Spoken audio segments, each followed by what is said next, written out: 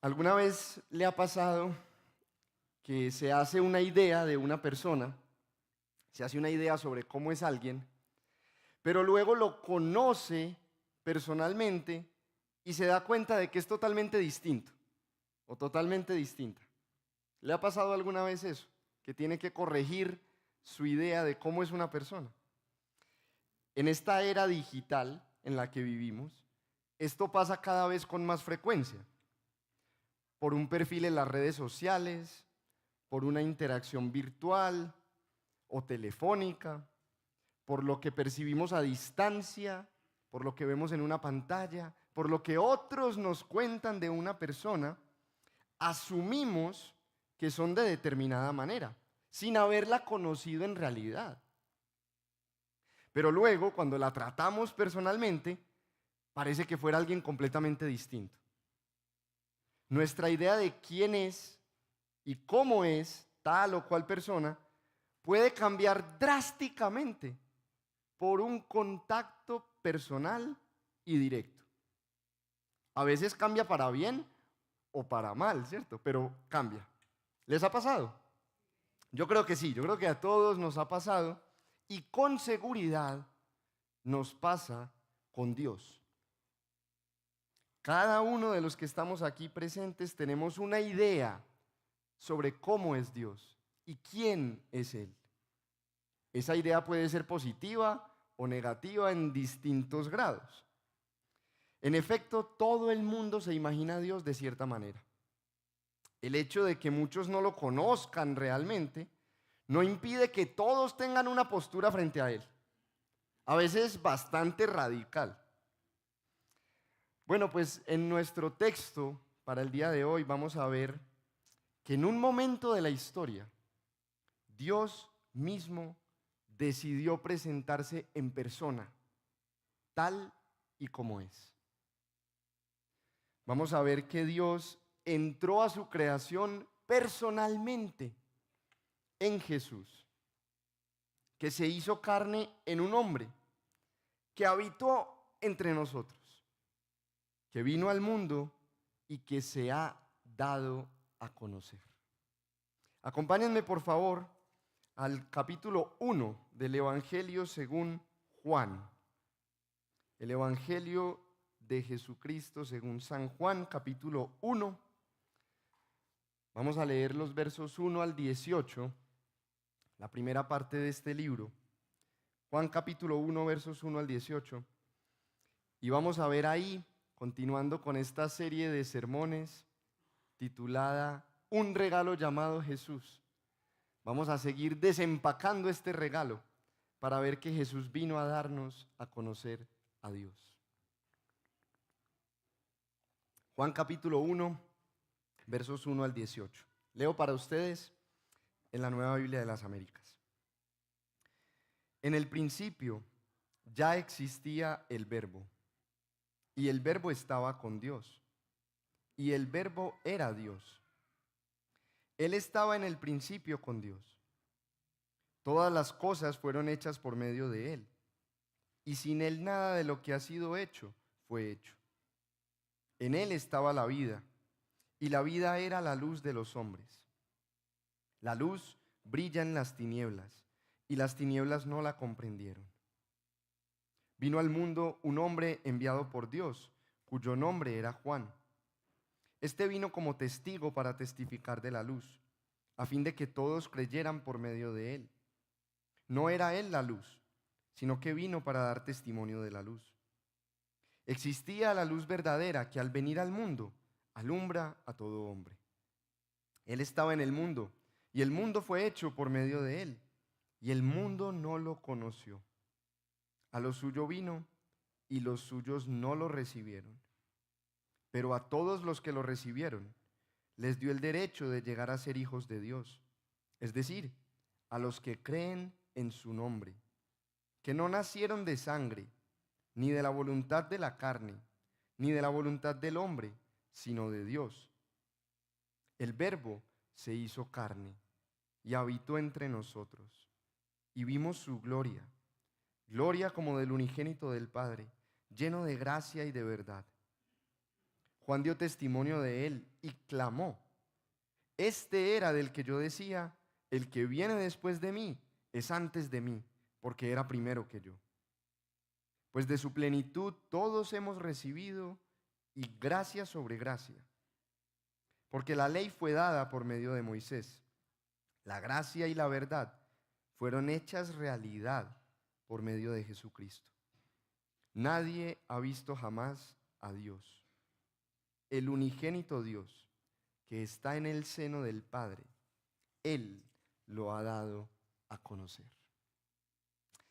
Eso es lo que vamos a ver entonces hoy, que Jesús vino para dar a conocer a Dios. Y lo vamos a ver en dos partes, o por dos razones fundamentales. Primero, porque Jesús es Dios supremo. Y segundo, porque Jesús es Dios encarnado. Jesús es Dios supremo y Jesús es Dios encarnado.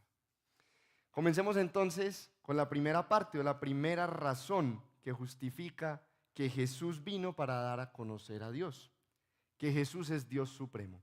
Lo vemos específicamente en los versos 1 al 9, la primera mitad del texto que leímos. Aunque ahí todavía no se le identifica por su nombre, Jesús tiene dos testigos en esta porción del pasaje para presentar su divinidad. Uno es el apóstol Juan, el autor de este evangelio, y el otro es el famoso Juan el Bautista. Ambos Juanes confirman que Jesús es Dios. El evangelista nos presenta al verbo o la palabra, literalmente el logos, diciendo que en el principio ya existía, versículo 1, que estaba con Dios y que era Dios. En el principio es una expresión que nos remonta al principio de los principios, al día de la creación del mundo. Muchos recordamos las palabras inaugurales de la Biblia. En el principio Dios creó los cielos y la tierra. Génesis 1:1. Y en ese principio, dice Juan, el verbo ya era. Existía antes de que existiera el mundo.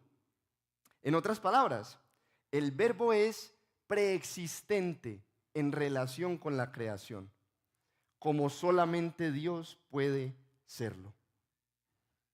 La conclusión escandalosa de esto es que el verbo es Dios también. Pero al mismo tiempo Juan lo está presentando como alguien distinto a Dios, como otra persona a su lado. Mire el versículo 2. Sin embargo, el verbo no es solo su acompañante, no es solo el acompañante de Dios.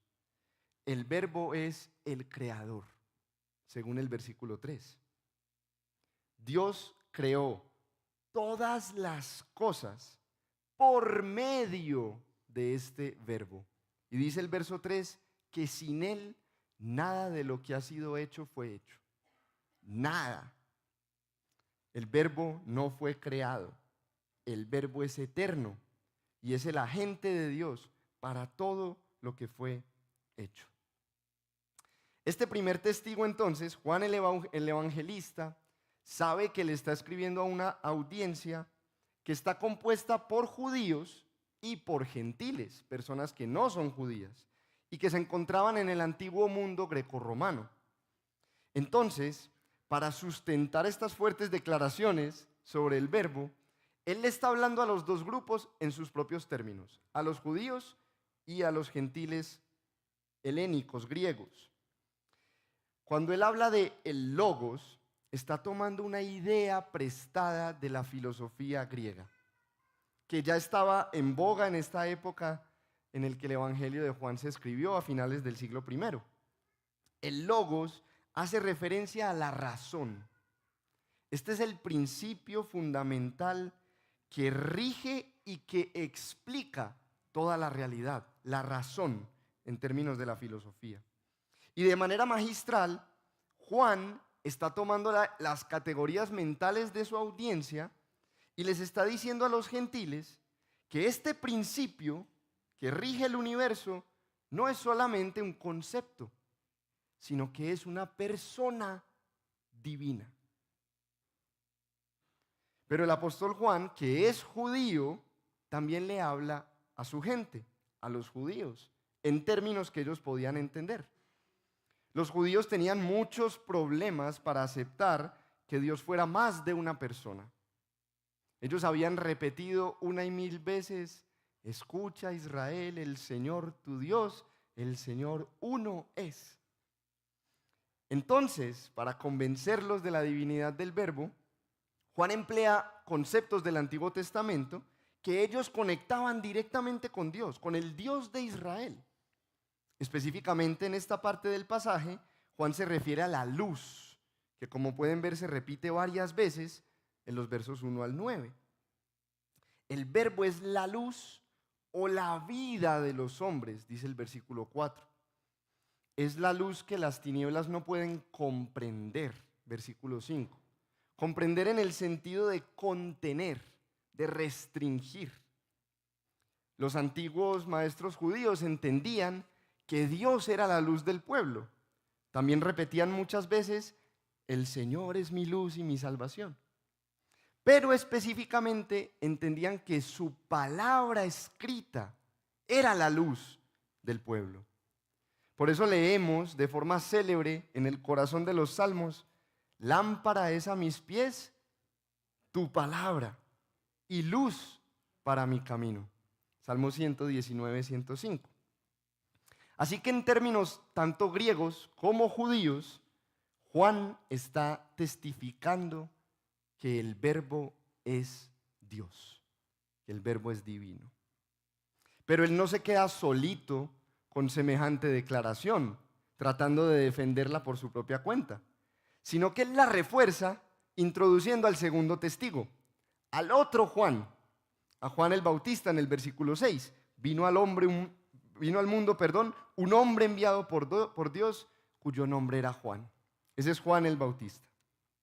Y como ese profeta era tan respetado y tan apreciado por el pueblo, Juan tiene que aclarar de entrada que Juan el Bautista no era la luz, sino que era un testigo de la luz. Miren con cuánta redundancia el apóstol Juan aclara esto en los versículos 7 y 8. Este vino como testigo para testificar de la luz, a fin de que todos creyeran por medio de él. No era él la luz, sino que vino para dar testimonio de la luz. 3 veces de distinta manera Juan enfatiza: el Bautista no es más que un testigo. Vino para dar testimonio, para testificar, pero no es la luz. Sin embargo, el testimonio de Juan el Bautista tiene mucha fuerza, mucha credibilidad. Y vamos a ver en la otra mitad del capítulo que el evangelista lo detalla todo lo que Juan el Bautista tiene para decir sobre el Verbo. Pero el punto en esta primera parte se resume en el versículo 9. Existía la luz verdadera que al venir al mundo alumbra a todo hombre. Eso es lo que Juan está diciendo en esta primera porción. El Verbo, la luz, ha existido eternamente y por siempre. Aquí estamos hablando de Jesús como Dios exaltado, como Dios elevado, encumbrado, supremo, trascendente es la palabra teológica. Pero en un momento determinado de la historia, vino al mundo y nos iluminó. En términos de Juan, alumbró a todo hombre. ¿Por qué? Porque nos libra de la oscuridad, de la ignorancia y la profundidad de la muerte, dándonos a conocer a Dios en persona, como Él realmente es, tal vez desafiando incluso la idea que tenemos de quién es y cómo es Él. Y esto nos lleva a nuestro segundo punto. Veamos que Jesús vino para revelar a Dios. Vemos esto más claramente a partir del versículo 10 y hasta el verso 18. Y aquí ya hablamos de Jesús encarnado. Pasamos del Jesús trascendente y supremo, eterno, al Jesús encarnado, al Dios humilde, cercano, accesible, inmanente, es la palabra teológica también. La primera parte del versículo 14, mírela por favor, es sencillamente maravillosa. El Verbo se hizo carne. El Verbo se encarnó y habitó entre nosotros. La palabra traducida como habitó significa levantar una carpa, armar una tienda. Literalmente debería traducirse como tabernaculizó entre nosotros. Por supuesto que esa palabra no existe en español, pero es la única que realmente podría captar el significado del término original. El apóstol Juan está usando la forma verbal de la palabra tabernáculo, cargada de significado para los judíos, porque el tabernáculo representaba la presencia de Dios en medio de su pueblo. Y está diciendo que Jesús, al venir, armó un tabernáculo entre nosotros. La imagen es bien diciente y hermosa. Juan está diciendo que Jesús es el cumplimiento de la promesa que Dios había hecho de habitar en medio de su pueblo, de la que el tabernáculo no era más que una sombra, según dice el autor de Hebreos, capítulo 8, verso 5. Por esa razón, Mateo, que es otro de los evangelistas, describe a Jesús en su nacimiento como Emanuel, Dios con nosotros. Mateo 1:23. Hace un rato cantábamos y recordábamos ese nombre, lo cual es increíble, lo cual es asombroso. Dios con nosotros. Yo creo que hemos llegado a familiarizarnos tanto con la encarnación que perdemos de vista el asombro que debería despertarnos. La encarnación es, sin lugar a dudas, el misterio más grande de la historia humana. Y nosotros frecuentemente lo ignoramos y lo pasamos por alto. Para ayudarnos a dimensionar el significado de la encarnación y a apreciar semejante maravilla, el pastor y teólogo Sam Storms escribió lo siguiente: la palabra se hizo carne. El pan de vida tuvo hambre. El agua de vida tuvo sed. El reposo sintió cansancio. La verdad fue calumniada. El invisible se hizo visible. El intocable se hizo tocable. La vida experimentó la muerte. El renuevo se desgastó. El trascendente se acercó. El ilimitado se limitó. El infinito se hizo finito. El inmutable se hizo mutable. El inescrutable se hizo comprensible. El indestructible se hizo frágil. El espiritual se hizo material. El eterno entró en el tiempo. El creador caminó la creación. El independiente se hizo dependiente. El todopoderoso se hizo débil. El amado fue odiado. El altísimo fue humillado. El glorioso fue avergonzado. Y en su soneto de la Encarnación, uno de mis favoritos, el poeta Francisco Luis Bernardes escribió lo siguiente: lo que no tiene iniciación empieza. Lo que no tiene espacio se limita. El día se transforma en noche oscura. Se convierte en pobreza la riqueza. El modelo de todo nos imita. El creador se vuelve criatura. Dios se hizo hombre. ¿Y qué pasó? Según Juan, vimos su gloria. Versículo 14, lo que sigue diciendo. Juan vio a Jesús corporalmente y caminó con él durante su vida terrenal. Fue uno de los muchos discípulos que siguieron a Jesús y uno de los 12 apóstoles que testificaron sobre él. Juan fue uno de sus 3 amigos más cercanos, junto con Pedro y con Santiago. Indiscutiblemente Juan fue un privilegiado. Pero ¿cuál fue la gloria que vio? Él dice que vio gloria como del unigénito del Padre, ahí mismo en el verso 14 también. Es decir, él vio la gloria que corresponde al Hijo de Dios. Estamos argumentando aquí que Jesús vino para dar a conocer a Dios. Y Dios es glorioso, efectivamente. Pero pensemos en esto, ¿cómo fue que Juan vio la gloria de Dios en aquel carpintero de Nazaret? ¿Cómo fue que Juan vio gloria en la sencillez con que Jesús caminó la tierra? Sin duda alguna, vio gloria en sus milagros, en sus señales, como las llama Juan en este evangelio. Vio gloria en sus obras, en sus hechos, que dice Jesús, testifican sobre él.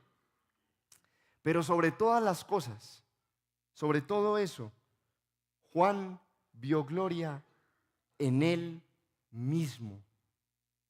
Juan vio gloria en el propio ser de Jesús, en su corazón, en aquello que más fundamentalmente lo define, en aquello que él es en su esencia.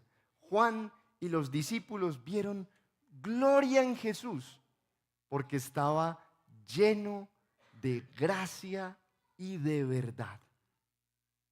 Lo dice ahí mismo en el versículo 14. Vimos su gloria como del unigénito del Padre, lleno de gracia y de verdad. La gloria de Dios, hermanos y amigos, que Jesús ha dado a conocer, es su gracia. La gloria de Dios que Jesús ha dado a conocer es su gracia. En este versículo 14 hay una alusión o un eco a los capítulos 33 y 34 del libro de Éxodo, cuando Moisés le pide a Dios que le deje ver su gloria. Algunos se acuerdan. Y Moisés efectivamente vio la gloria de Dios, aunque no directamente, allá en Éxodo, en esos capítulos. El texto dice, en lenguaje figurado, que Moisés vio la espalda de Dios. Y eso que por ahí metido en una piedra, porque no podía ver su rostro, ¿se acuerdan?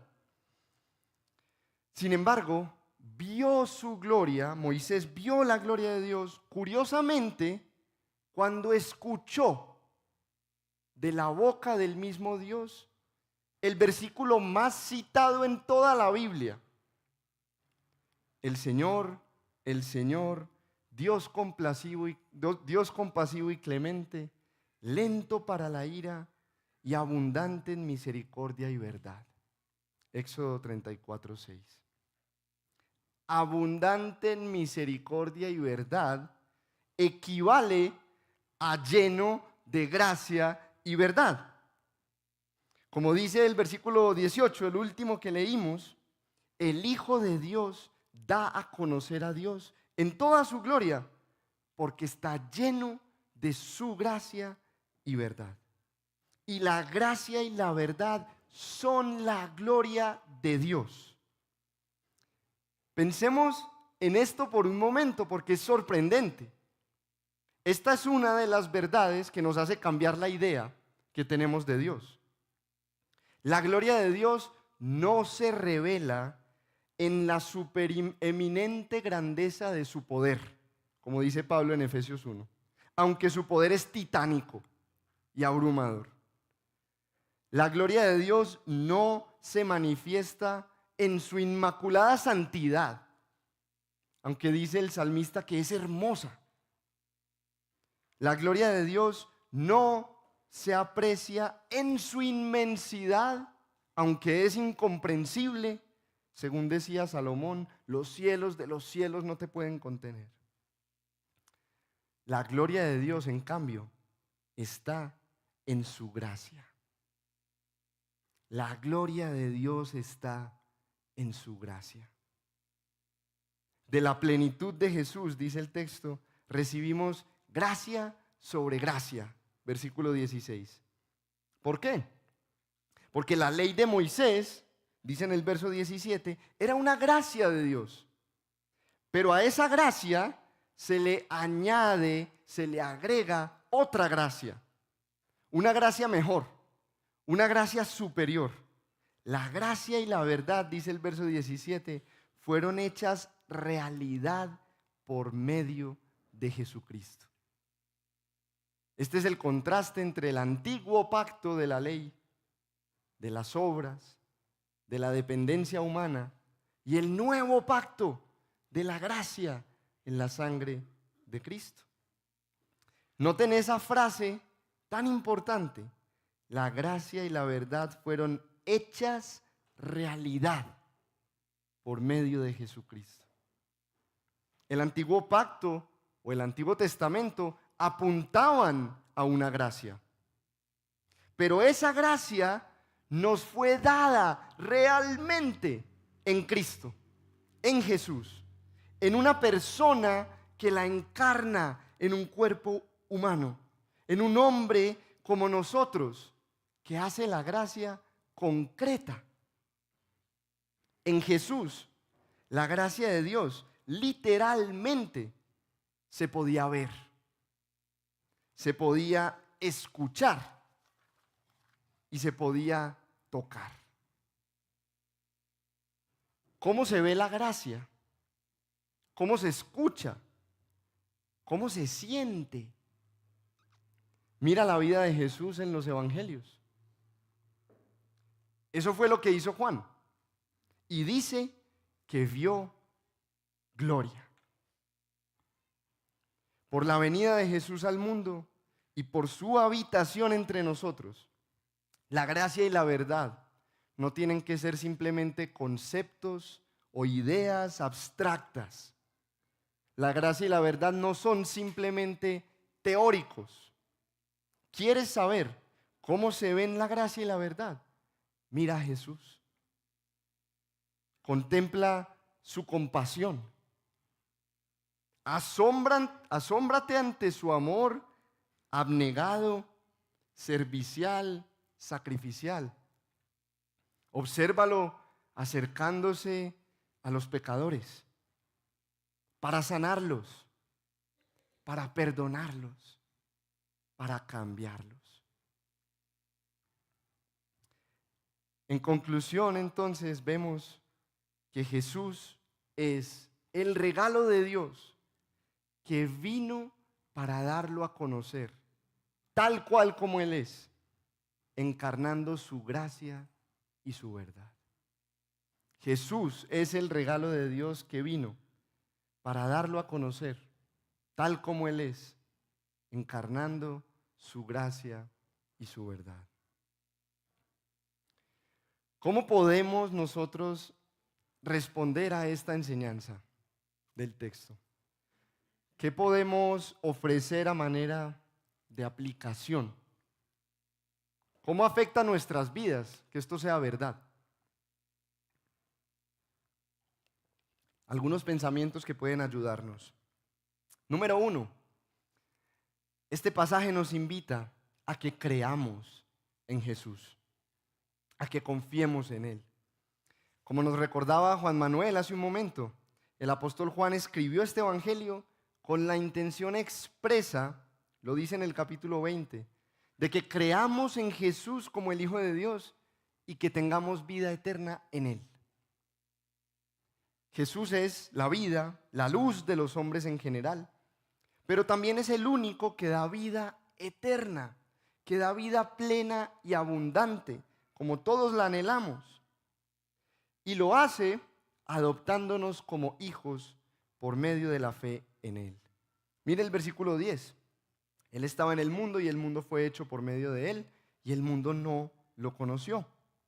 A pesar de que Jesús estaba en el mundo que Él creó, el mundo no lo conoció. El mundo lo rechazó. Peor aún, el versículo 11 dice que lo rechazaron los suyos, los judíos, su pueblo a quienes vino primeramente. Pero ahora mire el versículo 12. A todos los que lo recibieron les dio el derecho de llegar a ser hijos de Dios. Es decir, a los que creen en su nombre, que no nacieron de sangre, ni de la voluntad de la carne, ni de la voluntad del hombre, sino de Dios. La buena noticia es que esos hijos de Dios no nacen de una descendencia o una raza o un linaje en particular como podían ser los judíos. Dice que no nacen de sangre.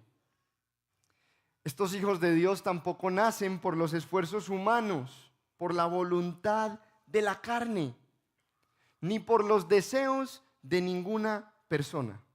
No nacen de la voluntad del hombre, nacen de la voluntad de Dios.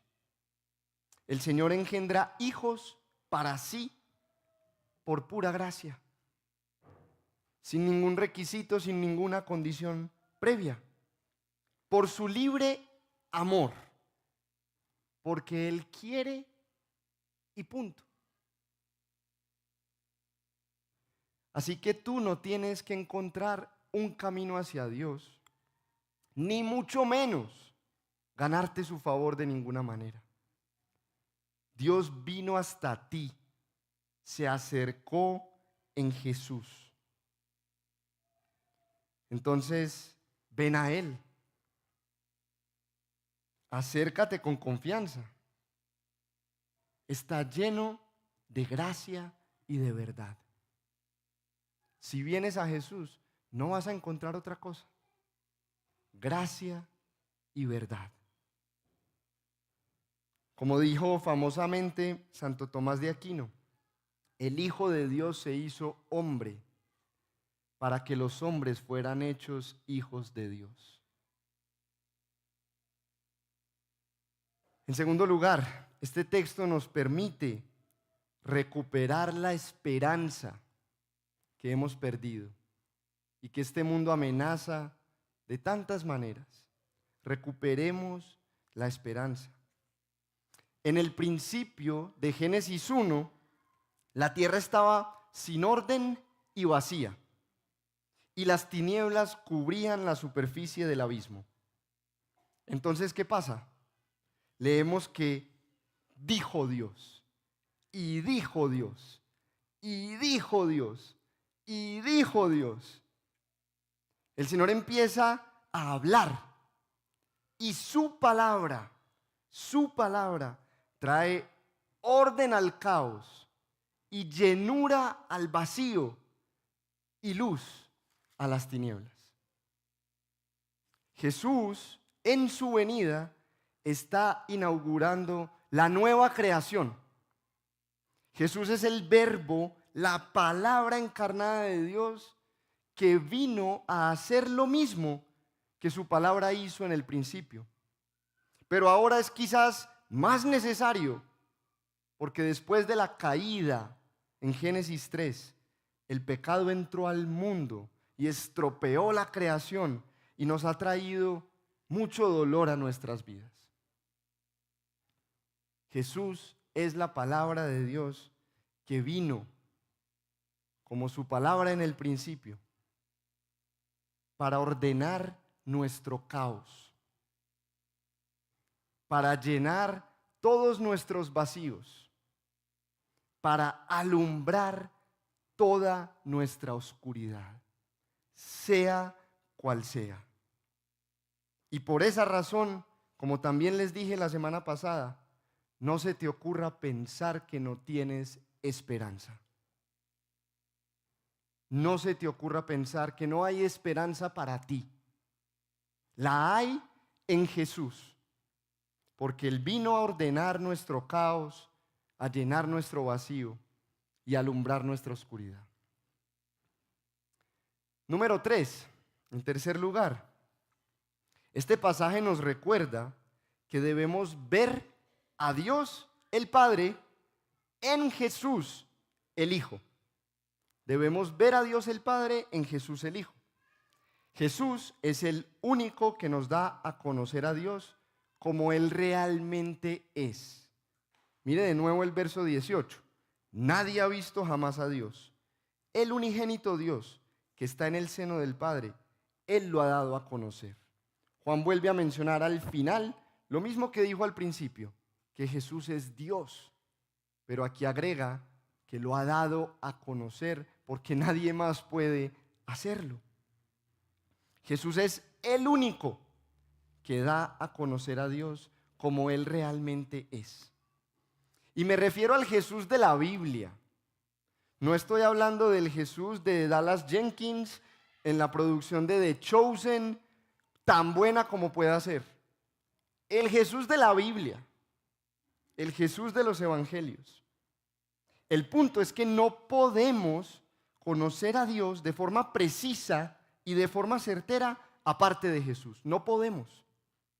Jesús vino para deconstruir, palabra de moda, nuestras imágenes erradas de quién es Dios.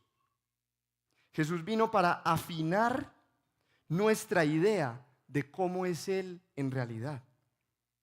Cualquier visión de Dios, cualquiera, que no se ajuste a la gracia y la verdad que vemos en Jesús, debe ser desechada y debe ser corregida. Cualquiera. Jesús, encarnando la gracia y la verdad, es el estándar a través del cual debemos juzgar toda imagen de Dios. Y finalmente, en cuarto lugar, este pasaje nos permite gozarnos en la presencia de Dios. Gozarnos en la presencia de Dios. Dios siempre quiso habitar con su pueblo. En el principio creó al hombre para eso. Pero Adán y Eva perdieron el privilegio de estar en la presencia de Dios por su pecado en el huerto del Edén. Y sin embargo, más adelante Dios le proveyó a su pueblo el tabernáculo, del que leía hace un rato María Camila. El tabernáculo representaba la presencia de Dios en medio del pueblo después de que Dios lo sacó de Egipto por el desierto. Y el pueblo vio cómo Dios llenaba ese tabernáculo con su gloria. Esa tienda representaba la presencia de Dios, aunque sabemos que tenía muchas restricciones. No podía entrar cualquiera y solo lo hacían en condiciones bien específicas. Más adelante, el tabernáculo se convirtió en un templo. Ya era un lugar establecido y permanente.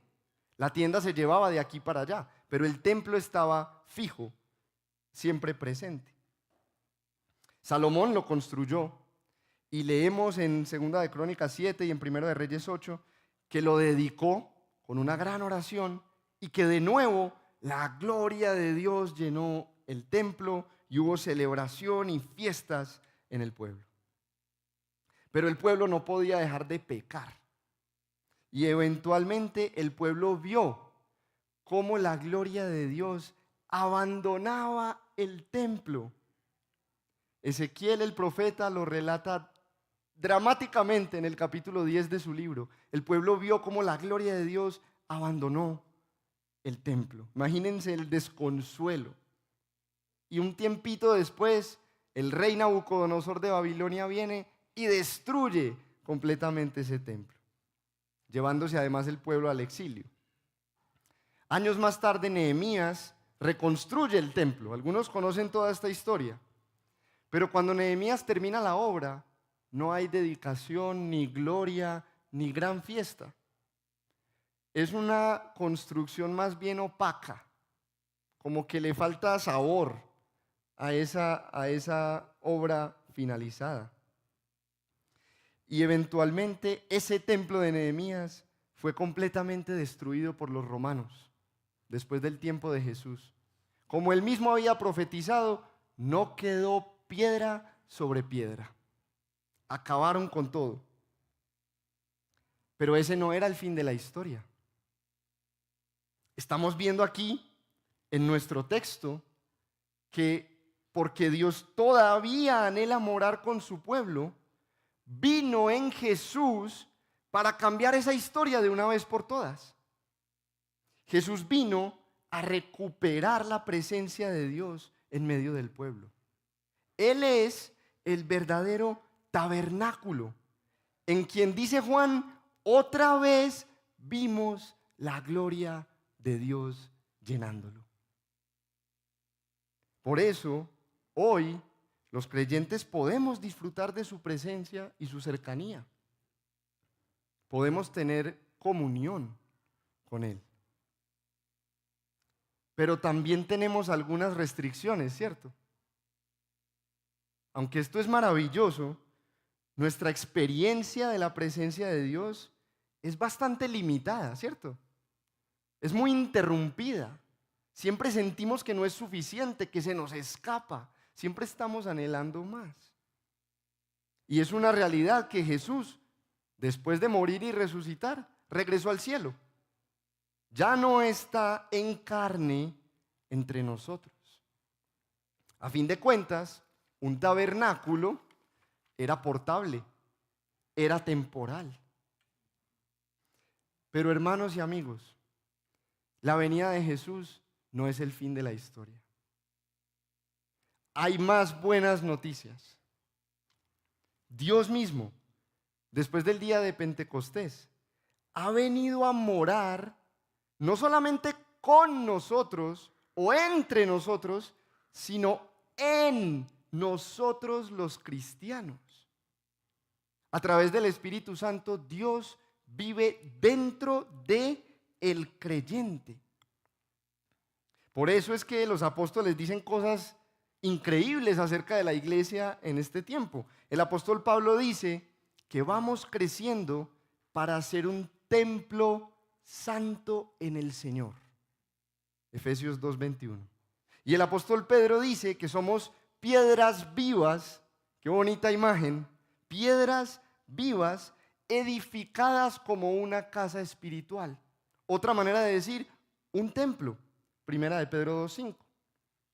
Ahora nosotros somos el templo, el lugar de habitación donde Dios mora con su pueblo, donde Dios mismo habita. Pero ¿saben qué? Todavía hay más. Se pone mejor y mejor. Hoy estamos esperando el día en que nuevamente vamos a ver a Jesús con nuestros ojos en toda su gloria. Se está acercando el día en que vamos a decir lo mismo que Juan. Vimos su gloria. Lo veremos y lo contemplaremos en su cuerpo de carne y hueso, completamente glorificado. El mismo Juan describió ese día de la siguiente manera en Apocalipsis capítulo 19. Vi el cielo abierto y apareció un caballo blanco. El que lo montaba se llamaba Fiel y Verdadero. Con justicia juzga y hace la guerra. Sus ojos son una llama de fuego y sobre su cabeza hay muchas diademas. Tiene un nombre escrito que nadie conoce sino solo él. Está vestido de un manto empapado en sangre y su nombre es el Verbo de Dios. Hermanos, podemos gozarnos hoy en la presencia de Dios, pero sobre todo podemos esperar con ansias y con gran seguridad el día en que escuchemos de nuevo a Dios mismo decir: este es el tabernáculo de Dios entre los hombres, y Él habitará entre ellos, y ellos serán su pueblo, y Dios mismo estará entre ellos. Apocalipsis 21:3.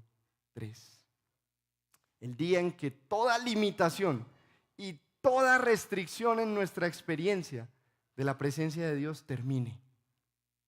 El día en que habitemos con Él ininterrumpidamente en carne y hueso.